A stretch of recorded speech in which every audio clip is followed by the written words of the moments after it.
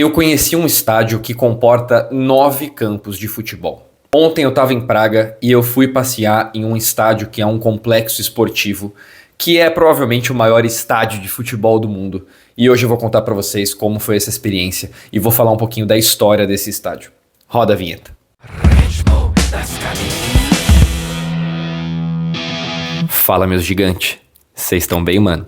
Nesse exato momento eu tô no hotel, numa cidade chamada Cottbus, que fica na Alemanha, a umas 2 horas de Berlim, mais ou menos. Ontem eu estava em Praga e eu queria fazer esse vídeo já agora, que é pra não deixar esfriar tudo o que eu senti vendo o que eu vi no Great Strahov Stadium, né? O estádio de Strahov, em Praga. Foi um episódio muito chocante, emocionante mesmo da minha viagem e que tem uma relação forte com o futebol também. Então eu quero contar essa experiência pra vocês. Eu tava passeando em Praga e eu fiquei postando aqui que eu tava em Praga e tal, e um seguidor, inclusive muito obrigado ao Fabrício, agradeço muito por ter me dado essa dica aí, foi por causa dele que eu fiquei sabendo do estádio, porque eu não sabia da existência desse estádio. Foi por causa da dica dele que eu acabei indo lá no meu último dia em Praga. Eu reservei o último dia que eu tinha em Praga pra ir nos estádios de futebol, porque geralmente as lojas dos times ficam no estádio, né? Tanto do Slavia, quanto do Sparta, quanto do Bohemians. Só que daí tinha esse estádio gigantesco que eu não sabia, cara, da existência dele. E aí o seguidor me recomendou e eu fui lá. E, cara, foi surreal. O que eu vi lá foi surreal. É um negócio, assim, colossal, tá? O estádio é gigantesco. É um negócio, assim, inacreditável o tamanho daquele estádio. É amedrontador, assim. É realmente um negócio assustador. A hora que eu desci do busão e eu vi o estádio, eu fiquei em choque, mano. Realmente um negócio muito surreal. É muito maior do que qualquer estádio que eu já vi na minha vida, tá ligado? É muito grande, ele é muito extenso. E dentro dele, ele comporta 9 campos de futebol, para vocês terem uma ideia da extensão desse estádio. O grande lance é que a gente não pode afirmar que esse é o maior estádio de futebol do mundo, porque ele não é propriamente dito um estádio de futebol, né? Ele não foi construído para ser um estádio de futebol. Ele foi construído para abrigar eventos do Sokol. O que é o Sokol? O Sokol era um movimento de dança em massa, né? Eram gigantescos grupos de pessoas fazendo dança sincronizada. Isso era uma coisa, era meio que um movimento nacionalista que acontecia na Tchecoslováquia.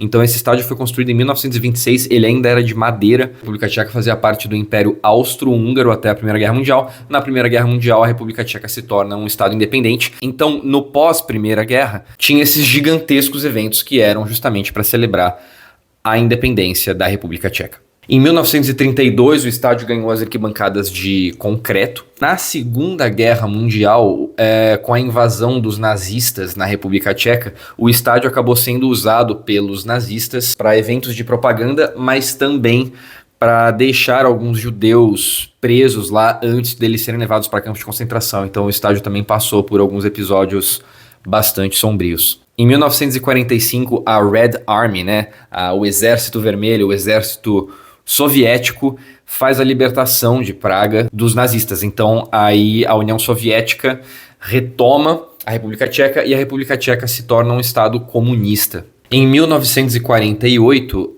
os comunistas reformam o estádio, então ele teve uma reforma em 1948. E aí, a partir de 1955, o Partido Comunista ele começa a organizar uns grandíssimos eventos de dança também, que não são mais o Sokol, aí são o que eles chamam de Spartakiadas, que são promovidos de 5 em 5 anos, e também eventos gigantescos, né? Uma coisa assim que era televisionada, que era uma coisa realmente aí mais de propaganda do regime comunista mesmo, né? A primeira aconteceu em 1955, foi acontecendo de 5 em 5 anos até 1985, então a primeira aconteceu para celebrar os 10 anos da libertação de Praga pelo Exército Vermelho. Eu li até o dado de que em algum momento teve uma lotação de 348 mil pessoas no estádio, então assim, realmente é um estádio que cabe muita gente, né? Hoje disse que o estádio comporta 250 mil pessoas, sendo 56 mil sentadas, mas é um estádio que tem uma capacidade para muita gente. Em 1975 o estádio teve mais uma reforma, aí em 1989 o regime comunista cai e em 1990, justamente de forma simbólica, acontece um show dos Rolling Stones no estádio, né? Então é a primeira vez que vem um grande grupo, né? Uma grande banda muito significativa ocidental tocar na República Tcheca. E esse show teve também uma lotação gigantesca, né? Fala-se de mais de 100 mil pessoas no estádio de Strahov. Esse tempo todo, o estádio, as funções dele, ele serviu para muitas coisas, né? Ele abrigou evento de corrida, ele chegou a abrigar jogo de futebol, mas não é um estádio construído para futebol, por isso que ele é tão grande, né? Por isso que a gente não pode falar que é um estádio de futebol, porque ele não é um estádio de futebol, ele não foi construído para ser um estádio de futebol, por isso que ele é tão gigantesco,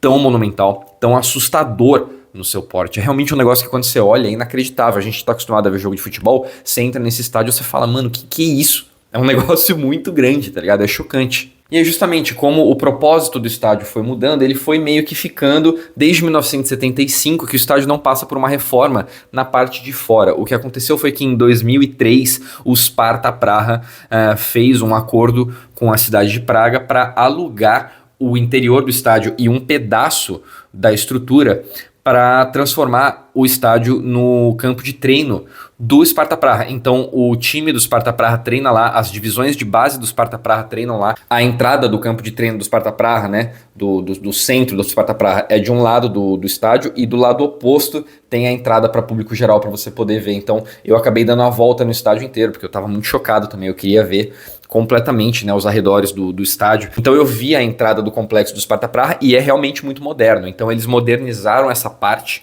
do estádio e todo o resto, né, o entorno, as arquibancadas, estão em ruínas. Então é muito curioso isso, é muito louco. Além do quão monumental é o estádio, uma coisa que choca muito é que assim, você chega lá e quando você olha o estádio, ele tá em ruínas, mano.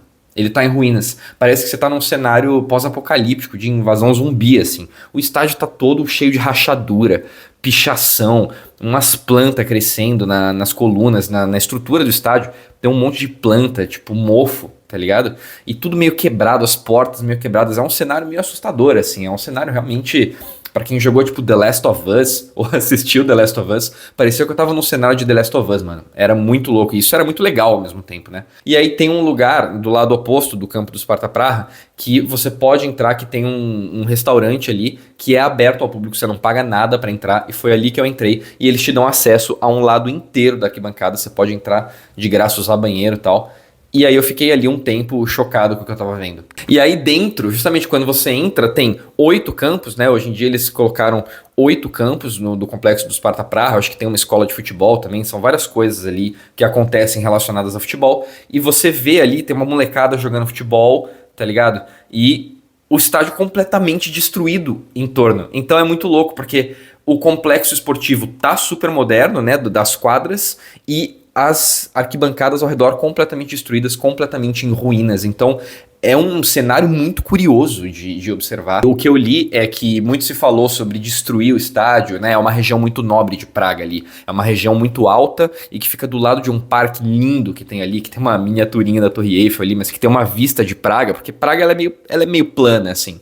E aí ali é um ponto alto de Praga que tem um parque lindo e você tem uma visão irada de Praga. Então é uma região muito nobre que está ocupada por esse estádio, então parece que rolou um papo de destruir o estádio, fazer complexos de prédio e tal, mas não aconteceu. A cidade de Praga meio que tornou o estádio patrimônio tombado, então não pode destruir o estádio. Eu até vi que acho que ele é patrimônio mundial da Unesco hoje em dia. Seria uma pena mesmo destruir. E é isso, o estádio tá desse jeito agora. A minha sensação estando sentado lá, porque tipo tava deserto, né? Tinha a molecada jogando futebol ali e tava completamente deserto. Eu acho que não é um destino turístico que a galera procura muito em Praga, tá ligado? A galera acho que não se liga muito de ir lá visitar, então tinha muito pouca gente olhando o estádio. Aí eu fiquei sentado lá alguns minutos, completamente maravilhado, né, pelo que eu tava vendo, completamente embasbacado, assim, eu tava sem palavras mesmo, porque é um negócio muito significativo. Então é isso, pessoal. Eu espero que tenham gostado do vídeo, queria compartilhar com vocês essa experiência, porque foi um negócio muito intenso pra mim mesmo, e eu fiquei muito feliz, e eu acho que tem tudo a ver com o ritmo das camisas. Espero que vocês estejam gostando de tudo que eu tenho postado na minha viagem, E ainda tô na metade da viagem, ainda vou ficar mais 15 dias na Alemanha, vou passar pela Bélgica, então fiquem por perto porque tem muita coisa pra rolar ainda. Demorou? Tamo junto, meus brabo, valeu, até mais.